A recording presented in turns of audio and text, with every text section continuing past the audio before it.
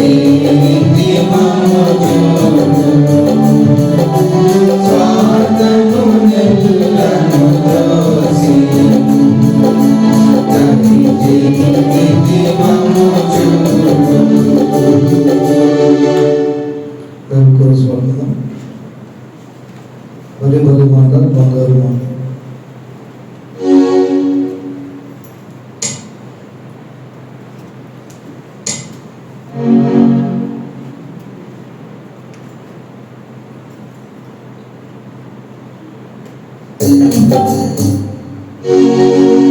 బలే మాట బంగారు మాట బైబిల్లో మాట యేసు మాట బలే మాట బంగారు మాట బైబిల్లో మాట యేసు మాట నా జీవితాన నీ జీవితాన మరువని మాట యేసు మాట నా జీవితాన నీ జీవితాన మరువని మాట యేసు మాట బలే మాట బంగారు మాట బైబిల్లో మాట యేసు మాట బలే మాట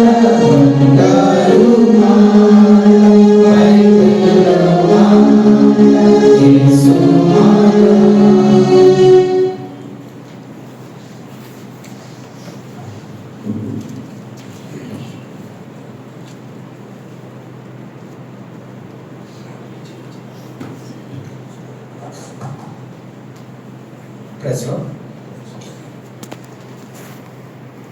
కీర్తనలు 20 కీర్తనలు 20 5వ వచనం 20వ అధ్యాయము 5వ వచనం. కీర్తనలు 25.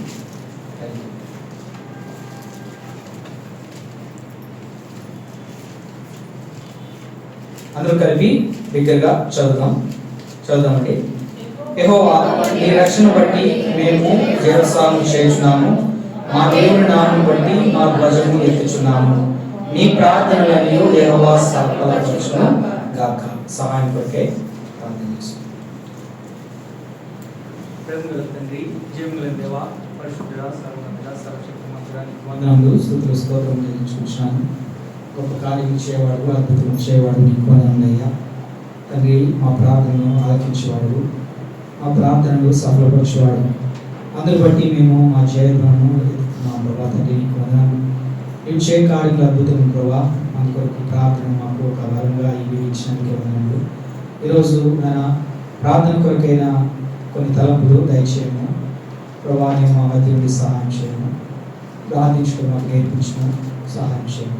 నీవే మాట్లాడండి, మాట్లాడండి. సమస్త విధమైన నా ఆలోచనలను అన్నింటినీ పక్కన పెట్టి నీ ఆలోచనలే నీ తాముగా దయచేస్తారని నన్ను స్తుతిస్తూ యేసుక్రీస్తు నామములో స్తుతించి ప్రార్థించి వేడుకుంటున్నాము తండ్రి. ఆమేన్.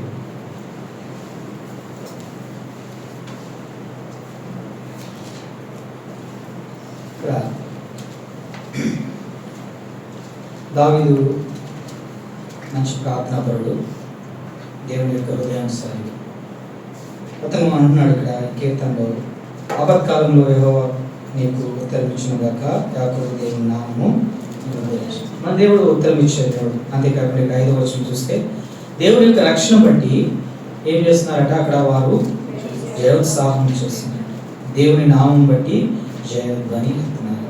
కాబట్టి మన దేవుడు, అంతేకాకుండా ఇక్కడ నీ ప్రార్థనలన్నీ యెహోవా సఫలపరచు. ఈరోజు మనం ప్రార్థన కొరకే ధ్యానిస్తున్న భాగం ఏంటంటే, నీ ప్రార్థనలన్నీ యెహోవా సఫలపరచును.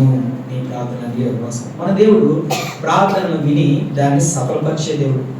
అంటే మన ప్రార్థన ఆలకించి దానికి ప్రకారంగా మనకి సహాయపడేవాడని అర్థం. అందును బట్టి మనం ఏం చేస్తామంటే మన జీవితంలో ఆ విధంగా ప్రతి దాని కొరకు మనం ప్రార్థన చేసినప్పుడు, ప్రార్థనతో మొదలుపెట్టినప్పుడు ఏమవుతుందంటే మనము ఒక జయోత్సాహము చేస్తాం.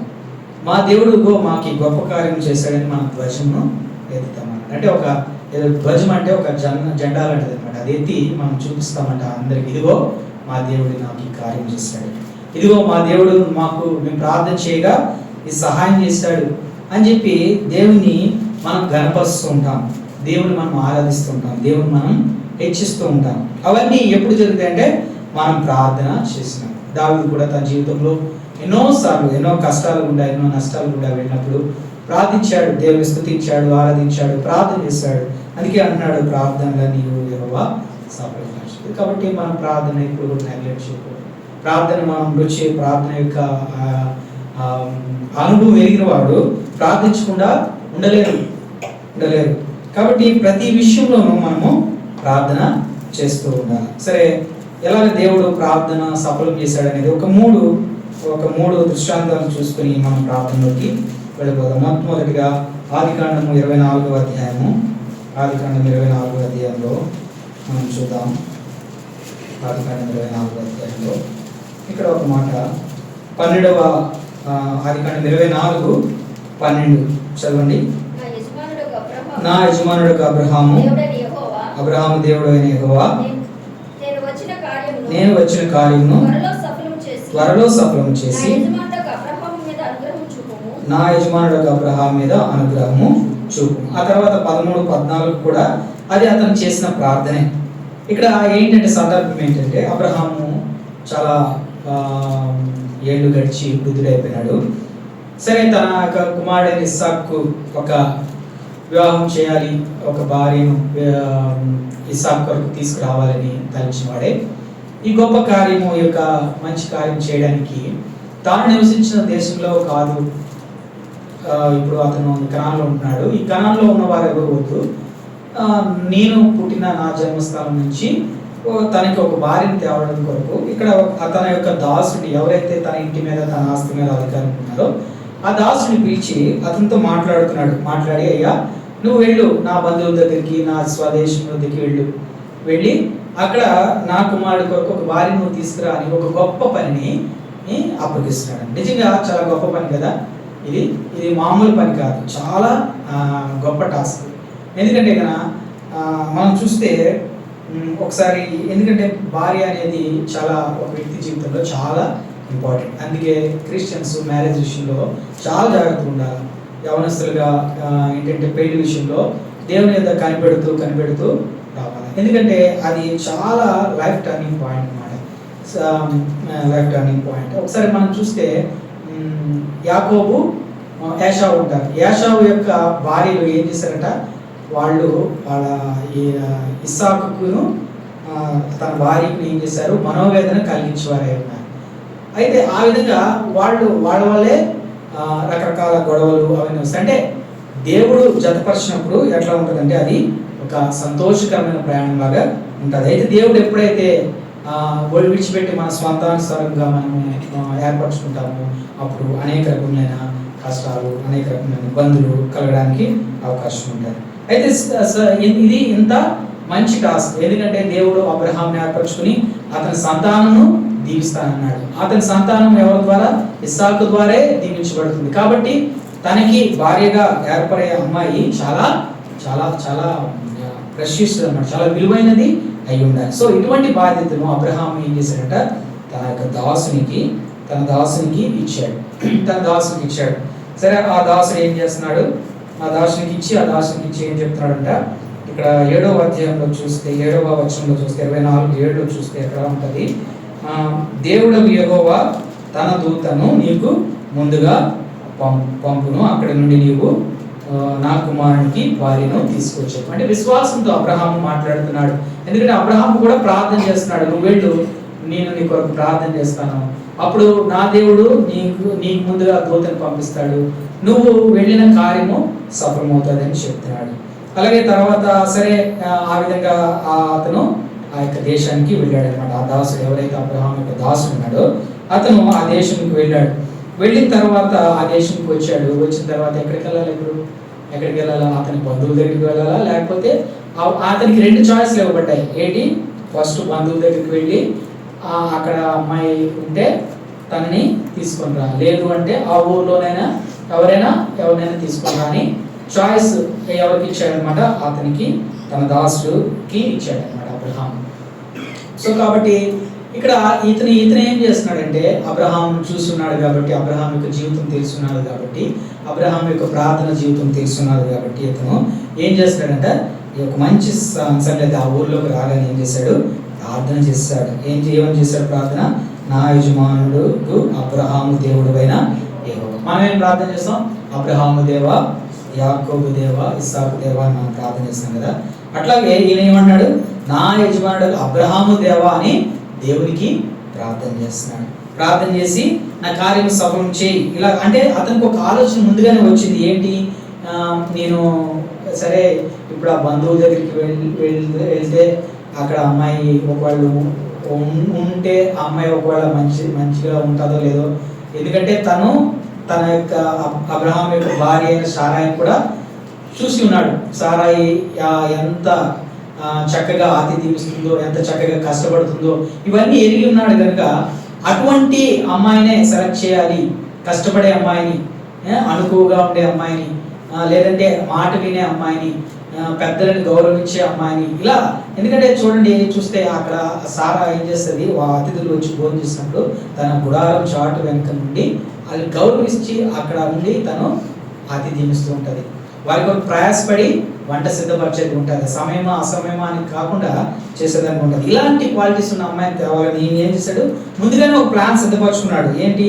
నేను ఇలాగా ఒంటెల దగ్గరికి నేను వెళ్తాను, ఎక్కడ ఎవరైతే వస్తారో వాళ్ళకి నీళ్ళు అడుగుతాను, నాకు మాత్రమే కాదు నా ఒంటెలు కూడా నీళ్ళు పడు, అలాంటి ఒక ప్లాన్ అనేది ఈయన ముందే సిద్ధపరచుకున్నాడు. కానీ ఎగ్జిక్యూట్ చేయడానికి ముందు ఏం చేసినాడట?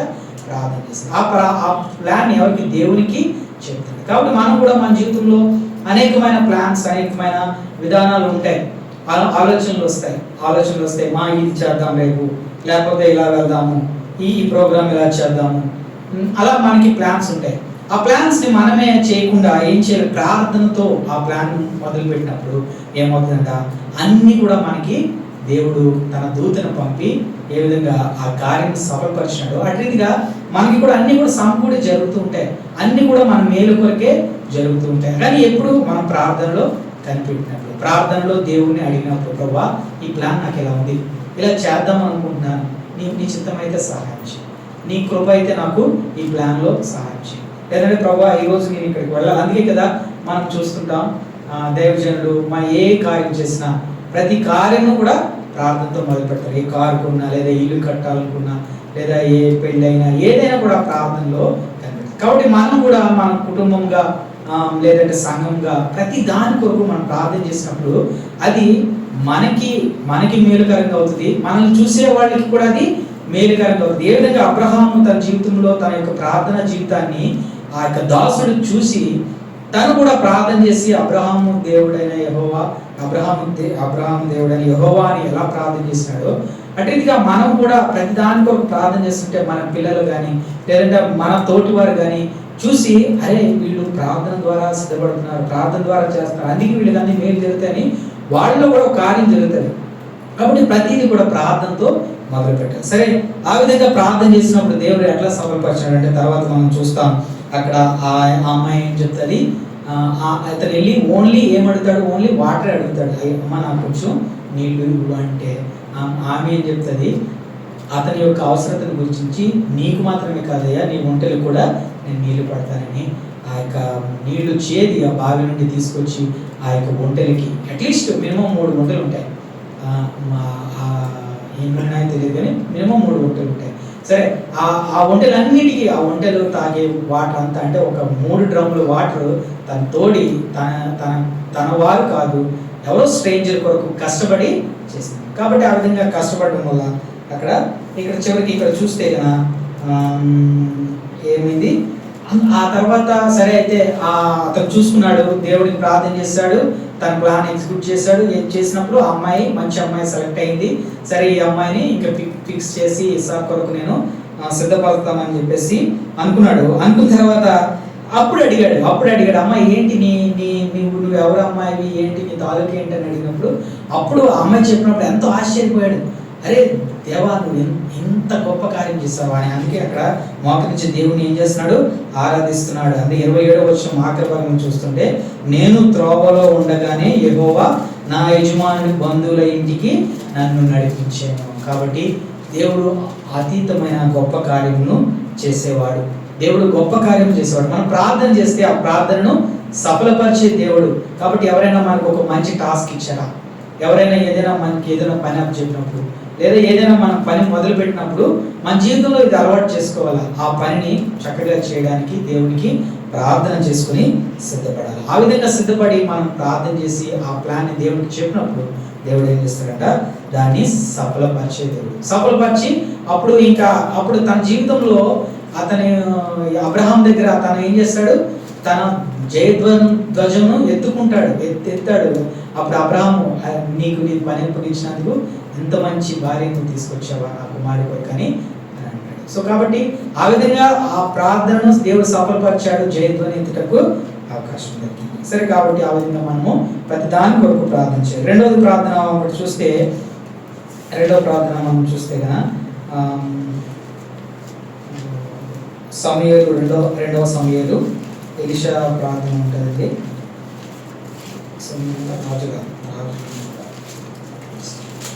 రెండో రాజులు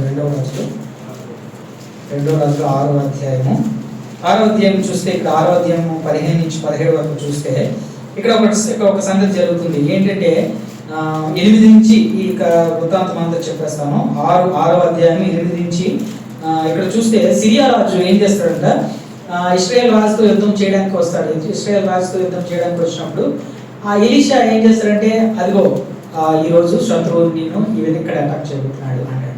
వెంటనే అది ఇశ్రాయేల్ రాజు తెలిసి జాగ్రత్త పడుతుంటాడు. మళ్ళీ సరే అమ్మో ఈసారి ఇంకొక ప్లాన్ వేస్తాడు, ఇంకొక ప్లాన్ కూడా. అలాగే ప్రతి ప్లాన్ కూడా సిరియా రాజు ప్లాన్స్ అన్ని కూడా ఇశ్రాయేల్ రాజు ఏం చేస్తాడంట, మొత్తం అంతటినీ కూడా జయిస్తూ ఉంటుంటే అతనికి ఆశ్చర్యం వేస్తుంది సిరియా రాజుకి. అరే ఏంటి, మనలో ఎవరైనా స్పై ఉన్నాడా ఏంటి, ఇవన్నీ కూడా మా ప్లాన్స్ అన్ని ఎలా తెలిసిపోతున్నాయి అంటే, అప్పుడు ఒక అతను అంటాడు, అయ్యా అదేం కాదు, ఇశ్రాయేల్లో ఒక ప్రవక్త ఉన్నాడు. అతడు ఏం చేస్తా అతడు నువ్వు అంతఃపురంలో ఏం అనుకుంటావో అది అతనికి తెలిసిపోతుంది. కాబట్టి అని అంటే, అట్లాగా అయితే అతన్ని ఉండనివ్వకూడదు, అతన్ని పట్టి తీసుకురండి అని చెప్పేసి ఏం చేస్తాడంట, కొంతమంది గుర్రాలను రథాలను అన్నింటినీ పంపించినప్పుడు ఎక్కడైతే ఎలీషా ఉంటాడో అతను ఉన్న ప్లేస్ చుట్టూ కూడా వాళ్ళందరూ కూడా మొత్తం సైన్యం అంతా కమేసి ఉన్నప్పుడు ఇక్కడ ఎలీషా చాలా ధైర్యంగా ఉంటాడు. ఉంటే అక్కడ అప్పుడు ఎలీషాతో ఉన్న అతను వచ్చి ఏమంటాడంటే, ఇక్కడ 15 వచనం చూస్తే అయ్యో నా ఏలిన వాడ, మనం ఏమి చేయమని ఆ దైవజనుడు అంటే ఇక్కడ దైవజనుడు అయిన ఆ పనివాడు పందలగడనే లేచి బయటికి వచ్చినప్పుడు గుర్రములు రథములు గల సైన్య పట్టణము చుట్టుకొని ఉండగా కనబడెను. అంతటా పనివాడు అయ్యో నా ఏలిన వాడు, మనం ఏమి చేయమని ఆ దైవజనుడితో అనగా 16వ వచనం అతడు భయపడవద్దు, మన పక్షం ఉన్న వారు వారికంటే అధికున్నారని చెప్పి 17వ వచనము యెహోవా వీడు చూచినట్లు దయచేసి వీడి కళ్ళు తెరవమని ఎలీషా ప్రార్థన చేయగా యెహోవా పనివాని కళ్ళను తెలియజేసెను. గనుక వాడు ఎలీషా చుట్టూ పర్వతము అగ్ని గుర్రముల చేత రథముల చేత నిండి చూశాను. కాబట్టి ఇక్కడ ప్రార్థన వల్ల ఏమైందంటే, అతని కన్నులు ఎలీషా యొక్క దాసు యొక్క కన్నులు తెరవబడి అరే మనకి ఇంత శక్తి ఉందా, మనకి ప్రొటెక్షన్ ఇలా ఉందా, ఇది దేవుని కార్యమా, వారిని జయించి వారికంటే బలవంతులైన వారు మనతో ఉన్నారని వారి కన్నులు తెరవజేయబడ్డాయి. కాబట్టి మన ప్రార్థనలో మనం ప్రార్థన చేయాలి. దేని కొరకు ఏదైనా కష్ట పరిస్థితులు వచ్చినప్పుడు, ఏదైనా భయపడే పరిస్థితులు వచ్చినప్పుడు మనం ప్రార్థన చేసినప్పుడు, దేవా ఏంటి ప్రభా ఈ కష్టం ఎందుకు వచ్చింది, దీనివల్ల నాకేం చెప్పాలనుకుంటున్నావు, నా కన్నులు తెరువు చేయి ప్రభా, అసలు దీని అర్థం ఏంటి, దీనికి నేను దీనివల్ల నాకు ఎంతో భయం వేస్తుంది, కాబట్టి ఇది ఎందుకు వచ్చింది అనేదాన్ని నాకు తెలియజేయ ప్రభా, నాకు ఏం నేర్పించాలనుకున్నావు నాకు తెలియజేయ ప్రభా అని మనం ప్రార్థన చేసినప్పుడు దేవుడు ఏం చేస్తాడు, ఏ విధంగా ఆ పనివాడికి దేవుడు కళ్ళు తెరిపించాడు అటీతిగా కన్నులు తెరిపించినప్పుడు అప్పుడు మనం తెలుసుకుంటాం, ఓ ప్రభా నిజమే, ఇందుకోసం ఇది అనుమతించావా, ఇందుకోసం ఇలా చేసావా అని వస్తుంది. అలాగే ఒక్కొక్కసారి ఏమొస్తుంది, ప్రభా మా పక్షంలో ఎంత గొప్ప, అప్పుడు ఇంకొకసారి ఏం జరుగుతుంది, ఏ విధంగా అగ్ని గుర్ర రథములు కనిపించినాయో అటుగా మన దేవుడు శక్తివంతుడైన దేవుడు, భూమి ఆకాశం సృష్టించిన దేవుడు మనకు కనబడతాడు. అప్పుడు ప్రభా నువ్వు ఇంత గొప్పవాడు, ఇంత చిన్న శ్రమ నేను భయపడుతున్నానని మన కన్నులు తెరవజేయబడతాయి. అంతేకాదు అనేక మంది ఏదైనా ప్రాబ్లంలు ఉన్నప్పుడు వారి కొరకు మనము ఇట్లా ప్రార్థన చేసినప్పుడు ప్రభా వారి కన్నులు తెరవజేయి, వారు తెలియక ఏదేదో చేస్తున్నారు ప్రభా, తెలియక వేరే దారిలో వెళ్ళిపోతున్నారు ప్రభా, వారి కన్నులు తెరవజేయని మనం వారి యొక్క బాధను చూసి లేదా వారి యొక్క పరిస్థితిని చూసి మనం ప్రార్థన చేసినప్పుడు దేవుడు వారి కన్నులను తెరవజేస్తాడు. ఏ విధంగా ఎలీషా తన దాసుని కొరకు ప్రార్థన చేస్తాడు. అలాగే మనం కూడా నశించిపోతున్న వారి కొరకు, మన స్నేహితుల కొరకు, మన బంధువుల కొరకు, వారి కొరకు మనం ప్రార్థన చేసినప్పుడు దేవుడు వారి కనులను తెలియజేస్తాడు. తెలియజేసి దేవుని చూడడానికి, దేవుని శక్తిని చూడడానికి అవకాశం ఉంటుంది. అప్పుడు ఏమవుతుందంట గొప్ప ధైర్యం కలుగుతుంది. గొప్ప ధైర్యం కలుగుతుంది. అలాగే ఆ పరిస్థితి ద్వారా మనకి నెమ్మది దొరుకుతుంది. దైవ శక్తిని మనము చూస్తాం. కాబట్టి ఆ విధంగా మన ప్రార్థనను దేవుడు సఫలపరిచి ఏం చేస్తాడంట, మన కనులు తెలియజేస్తాడు. చివరిగా చూస్తే అపోస్తలుల కార్యము 12 ఒక సందర్భం ఉంటుంది. అక్కడ ఏంటంటే పేతురు చెరలో ఉంటాడు. ఇక్కడ చూస్తే 12:5 చూస్తే పేతురు చెరసాలలో ఉంచబడెను, సంఘం అయితే అతని కొరకు అత్యాసక్తితో దేవునికి ప్రార్థన చేయాలి. కాబట్టి పేతురు చెరలో ఉన్నాడు. అంతవరకు ఆ సంఘంతో ఉన్న పేతురు, అంతవరకు సంఘంలో వాక్యం చెప్పిన పేతురు, అంతవరకు సంఘంలో అన్ని కార్యక్రమాలు నిర్వహించిన పేతురు సడన్గా ఆ యొక్క శత్రువు అతన్ని బంధించేశాడు. బంధించినప్పుడు వీరేం చేయాలా వెళ్ళి ప్రభుత్వానికి కంప్లైంట్ చేయాలా, లేకపోతే అతన్ని విడిపించడానికి ఏదైనా ప్రయత్నం చేయాలా? అటెండ్ ఏం చేయలేదు. వాళ్ళు ఏం చేశారు, ఒక సంఘంగా కూడి ఏం చేశారు, దేవునికి ప్రార్థన చేస్తారు. ఎందుకు? ప్రార్థన సఫలపరిచే దేవుడు ఉన్నాడు, జయమిచ్చే దేవుడు ఉన్నాడు కనుక వారు ఏం చేస్తున్నారంట, ప్రార్థన చేస్తారు అత్యాశక్తితో. ఎలాంటి ఆసక్తి అంట, ఎలాగైనా ఆ పేతురు చెరలో నుండి విడిపించబడాలని అత్యాశక్తితో వాళ్ళు ఏం చేస్తున్నారంట, ప్రార్థన చేస్తున్నారు. సో కాబట్టి ఆ విధంగా ప్రార్థన చేయడం వల్ల ఏమైంది, ఎందుకంటే ఇక్కడ పేతురు తన కొరకు ప్రార్థన చేస్తున్నాడని లేదు. సో కాబట్టి సంఘము అతని కొరకు ప్రార్థన చేస్తుంది. ఎందుకంటే పేతురు దేవుని చిత్తంలో ఉన్నాడు కనుక ప్రభు తన చిత్తం బట్టి ప్రభు చూసుకుంటాడని ధైర్యంతో కలిగి ఉన్నాడు. అది సంఘం అయితే పేతురును చెరలో నుంచి విడిపించాలని అత్యాశక్తితో ప్రార్థన చేస్తాం. మనం చూస్తుంటాం, మరే ఎప్పుడు మనతో ఉన్నవాడే ఈరోజు ఎందుకు ఈ తప్పు మార్గంలోకి వెళ్ళిపోయినాడు, అరే మొన్నటి వరకు బాగానే ఉండేవారు, ఈరోజు ఎందుకు ఈ యొక్క కష్టంతో బాధపడుతున్నారు, మొన్నటి వరకు మాట్లాడాను ఈరోజు హాస్పిటల్కి వెళ్ళాడు, అయ్యో ఏమైంది, ఇలాంటివన్నీ చూసినప్పుడు మనం ఏం చేయాలి, వాటి కొరకు ప్రార్థన చేయాలి. మనం చూస్తే దినాల్లో ఒక నెల క్రితం చూస్తే అంతా చక్కగా ఉంది, ఈరోజు చూస్తే ఎక్కడికక్కడ ఆ యుద్ధం వల్ల ఏమైంది, అంత పరిస్థితులన్నీ రకరకాలుగా మారిపోవడం కనబడుతుంది. ఇలాంటివన్నీ మనం చూసినప్పుడు ఏం చేయాలా, సంఘంగా కూడుకుని ఏం చేయాలి, వాటన్నిటి కొరకు ఆసక్తితో ప్రార్థన చేయాలి. ప్రార్థన చేసినప్పుడు ఏమవుతుంది, మన ప్రార్థన సఫలపరిచే దేవుడు సహాయం చేస్తారు. కాబట్టి వీళ్ళకి ఆ శక్తి లేదు, ఆ యొక్క రాజుతో పోరాడే శక్తి లేదు. మనం కూడా ఈరోజు ఎక్కడ యుద్ధం జరుగుతుంది, ఇశ్రాయేలు దేశంకి ఇరాన్కి యుద్ధం జరుగుతుంది. మనం వెళ్ళి ఆపగలమా, మనం వెళ్ళి ఏం చేయగలమా? కానీ మనం ఏం చేయగలం, శ్రేష్టమైన కార్యం ఒకటి చేయగలం. మనము సర్వశక్తులైన దేవునికి, మన ప్రార్థన సఫలపరిచేవానికి, మనకి జయమించే దేవునికి, మనకి సమాధానం ఇచ్చే దేవునికి మనం ప్రార్థన చేయగలం. కాబట్టి సంతోషంగా దేవుని దగ్గర అత్యాశక్తితో ప్రభా ఈ యొక్క కష్టం నుంచి తప్పించు, అనేక ప్రజలు ఇబ్బంది పడుతున్నారు, సహాయం చేయాలి. మనం ఆసక్తితో ప్రార్థన చేసినప్పుడు దేవుడు ఏం చేస్తాడు, సహాయం చేస్తాడు. ఎలా సహాయం చేస్తాడంటే, ఆ యొక్క పేతురును అక్కడ ఏం జరిగింది, ఒక పెద్ద ఆ చెరసాల దగ్గరికి ఆ దూత వచ్చి పేతురును విడిపించింది. ఆ చెరసాల సంఖ్యలు ఆ యొక్క అన్ని కూడా తెచ్చుకున్నాయి. పేతురు చక్కగా నడుచుకుని వచ్చాడు. వచ్చి ఎక్కడికి వచ్చాడు, ఎవరైతే ప్రార్థన చేస్తున్నారో అక్కడికి వచ్చి వాళ్ళు తలుపు తడుతున్నాడు, అయ్యా నేను వచ్చాను అనుకుంటే వారు నమ్మలేదు.